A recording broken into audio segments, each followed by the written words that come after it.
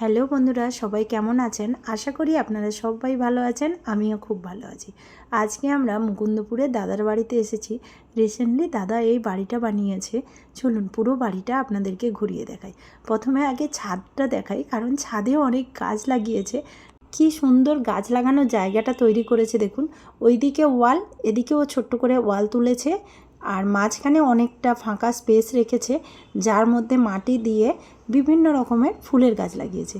এই জিনিসটা কিন্তু আমার ভীষণ ভালো লেগেছে। আমিও ভাবছি আমার যদি কোনো সময় বাড়ি হয় এরকম করেই গাছ লাগাবো। আমার দাদা যখন এখানে জায়গা কিনেছিল তখন এই জায়গাগুলো কিন্তু একদম ফাঁকা ধুধু ছিল, কোনো বাড়ি ঘর দেখতে পেতাম না, শুধু শেয়ালের ডাক শোনা যেত। আমি যখন 2011-12 দিকে ছিলাম একদম ফাঁকা ছিল, আর এখন দেখুন কত বাড়িঘর হয়ে গেছে এখানে। এই পুচকুর হচ্ছে জন্মদিন, চলে এসো তোমাকে দেখিয়ে দিই। এই যে এর জন্মদিন, তাই আমরা এসেছি। অনেক দিন পরে এসেছি, চিনতেই পারছি না জায়গা, এত চেঞ্জ হয়ে গেছে। এখন ছাদে যাব, ছাদে মানে একদম টপে যাব, গিয়ে দেখে আসবো কেমন। ওই তোর সাহস আছে ভীষণ, বল। দাদারা 3তলা বাড়ি বানিয়েছে। টপ ফ্লোরটা আগে দেখাই। সিঁড়ি দিয়ে উঠে এলেই ডান দিকে ঠাকুর ঘর, তারপরে এরম বেরিয়ে গেলেই ছাদ, আর বাম দিকে হচ্ছে এরকম বেসিন আছে, টয়লেট আছে, আর এই দিকে একটা রুম আছে। যেহেতু একদম রাস্তার কাছে বাড়ি, তাই এই রুমগুলো বেশ খোলামেলা, বেশ ভালোই লাগছে। এই হচ্ছে সেকেন্ড ফ্লোর, দেখি। এইটা কিচেন,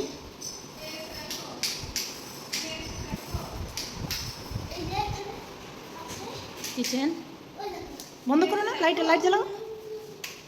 হ্যাঁ, ডাইনিং, ওয়াও কি সুন্দর করে লাগিয়েছে।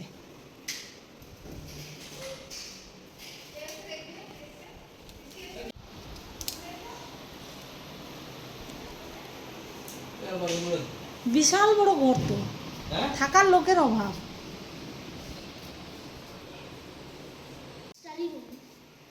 এটা স্টাডি রুম। সেকেন্ড ফ্লোরে 3টে রুম করেছে, মাঝখানের রুমটা ড্রয়িং রুম করে দিয়েছে, আর দুই দিকে দুটো রুম কিন্তু বেশ বড় বড়, সাথে বেশ বড় বড় দুটো ব্যালকনিও আছে।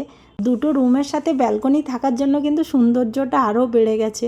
বাবা, কত বড় টয়লেট করেছে দেখুন, দুটো টয়লেট আছে এখানে। কার নাম? তানিশা। কার নাম? দিদি। আর তোমার নাম কি? তানভি। Beautiful name.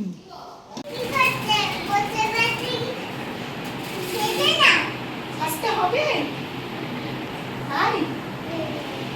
আচ্ছা চলো, সাজিয়ে দেবে তুমি, আমাকে সাজিয়ে দেবে। সাজিয়ে দেবে তুমি আমাকে? পারবো না বাবা, তোমাকে কে সাজিয়ে দিয়েছে? তোমাকে তো খুব কিউট লাগছে।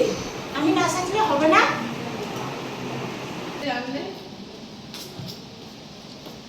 এদিকে তাকাও।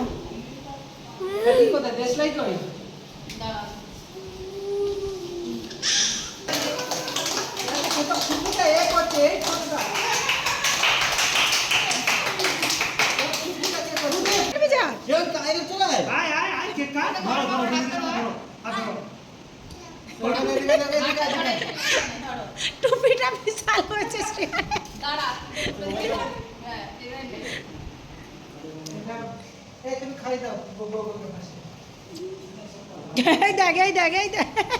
দাদার দুই মেয়েকে তো দেখালাম। বড় মেয়ে তানিশার জন্মদিন ছিল, আর ছোট মেয়ে হচ্ছে তানভি। বাবার সাথেও একটা দুটো ছবি তুলে নিলাম। মোটামুটি কেক টেক খাওয়ার পরেই আমরা আরম্ভ করে দিয়েছি ছবি তোলা। যে কোনো ওকেশানে ছবি না তুললে যেন জিনিসটা ফাঁকা ফাঁকা লাগে, তাই ছবি তোলার পরেই খেতে বসে গেলাম। তাকাও, মন দিয়ে খাচ্ছ নাকি? হাঁসের মাংস। খাওয়া দাওয়ার পরে সবাই মিলে গল্প করছিলাম। হঠাৎ করে দেখি ওরা দুজনে এরকম মুখোশ পরে হাজির। সত্যি কথা বলতে এইরকম ওকেশানেই ওরা এরকম মজা করতে পারে।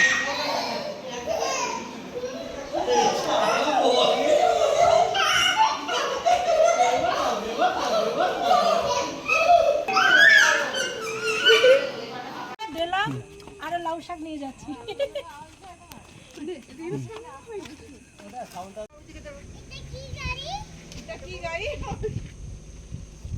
এই বাড়িটা অন্ধকারে ঠিক করে দেখা যাচ্ছে না, বেশ বড় বাড়ি করেছে।